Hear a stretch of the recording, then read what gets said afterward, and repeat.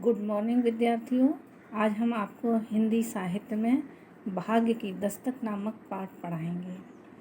इस पाठ के द्वारा कहानीकार ने बताने की कोशिश की है कि जीवन में कभी कभी ऐसे अवसर मिलते हैं जो हमारी ज़िंदगी ही बदल देते हैं। ऐसे में समझदार व्यक्ति ही अवसर का लाभ उठा पाते हैं। ना समझ मौका चूककर हाय भाग्य चिल्लाता रह जाता है। बहुत समय पहले बगदाद शहर के बीचों बीच एक भव्य भवन था। यह भवन चारों तरफ से एक सुंदर और आकर्षक बगीचे से घिरा हुआ था। उस भव्य इमारत के अंदर हमेशा गीत संगीत बजता रहता था। बगदाद में उस जैसा कोई दूसरा भवन नहीं था। एक दिन एक गरीब व्यक्ति भटकते भटकते उस भवन के पास आ खड़ा हुआ। वह भवन की सुंदरता देखकर चकित रह गया। उसने सोचा, यह भवन बाहर से इतना खूबसूरत तो अंदर से कितना भव्य होगा। परंतु उसे भवन के अंदर जाने में संकोच हो रहा था, अर्थात वह हिचकिचा रहा था भवन के अंदर जाने में।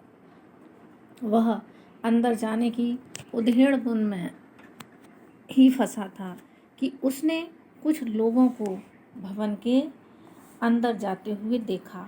वे सभी लोग वेशभूषा से संभ्रांत लग रहे थे, अर्थात सम्मानित लग रहे थे।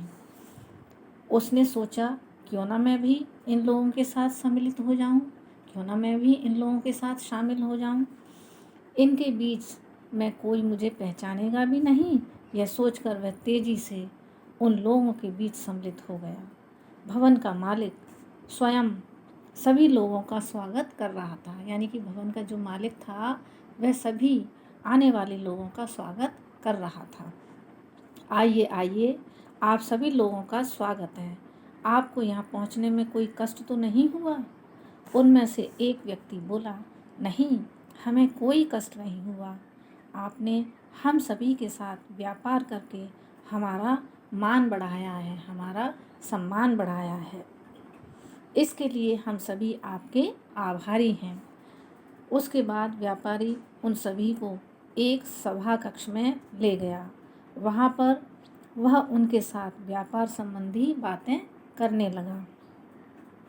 वह व्यक्ति सबके साथ सभा कक्ष में जाने के बजाय एक खंबे के पीछे छुपकर उनकी बातें सुनने लगा। वह उन लोगों की बातों से समझ गया कि भवन का मालिक एक बहुत ही धनी व्यापारी है। कुछ देर बाद वह गरीब व्यक्ति वहाँ से निकलकर भवन के दूसरे हिस्से में जा पहुँचा। वहाँ पर अनेक कुत्ते सोने की थालियों में भोजन कर रहे थे, थालियों में खाना खा रहे थे। वह व्यक्ति भूखा तो था ही, पर कुत्तों को खाता देखकर उसकी भूख और बढ़ गई।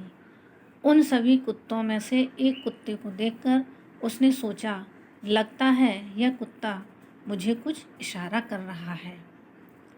इसकी आँखों से दया झलक रही है। मुझे इसके पास जाना चाहिए।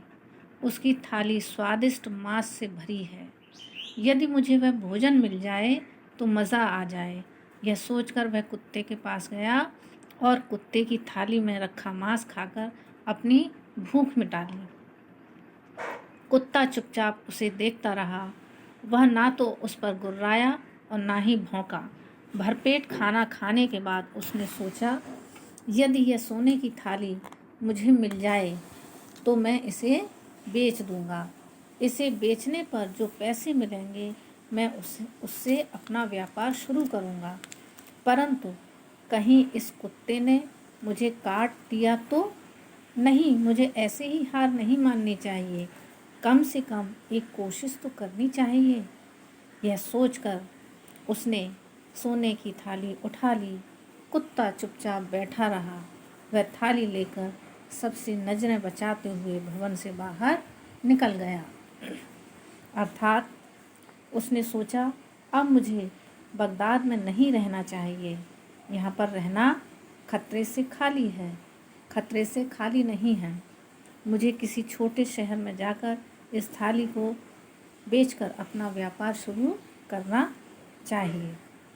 यह सोचकर वह दूसरे शहर की ओर चल पड़ा।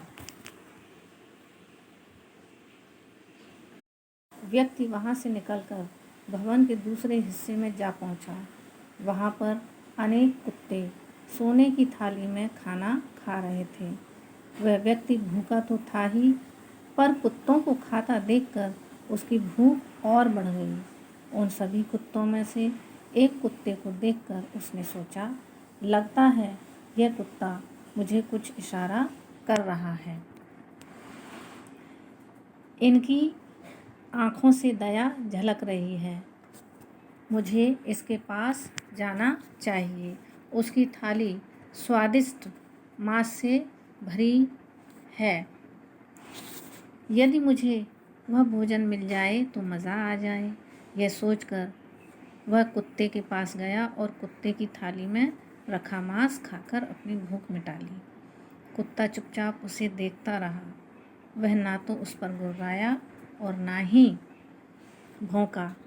भरपेट खाना खाने के बाद उसने सोचा, यदि यह सोने की थाली मुझे मिल जाए तो मैं इसे बेच दूंगा। इसे बेचने पर जो पैसे मिलेंगे मैं उनसे अपना व्यापार शुरू करूंगा।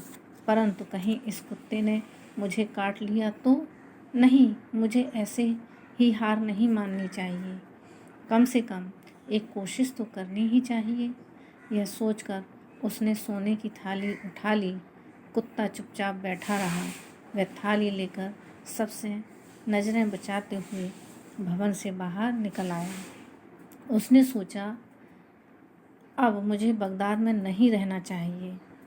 यहाँ पर रहना खतरे से खाली नहीं है। मुझे किसी छोटे शहर में जाकर इस थाली को बेचकर अपना व्यापार शुरू करना चाहिए।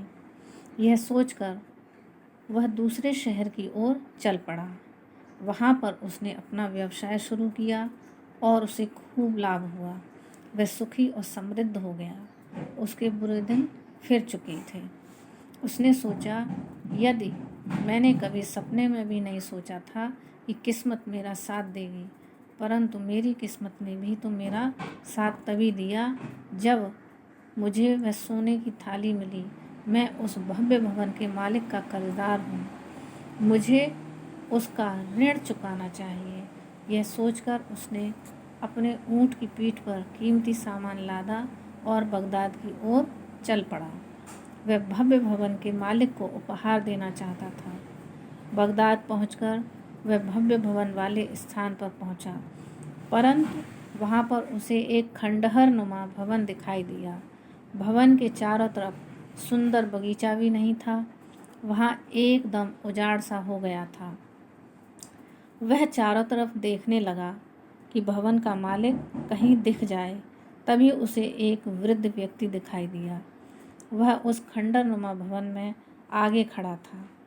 वह व्यापारी तुरंत उस व्यक्ति के पास आया और उससे पूछा, भाई साहब, यहाँ पर एक भवन हुआ करता था, आप उस भवन के बारे में कुछ बता सकते हैं? वह व्यक्ति बोला, अब वह भवन खंडहर बन गया है। समय की गति किसने जानी है?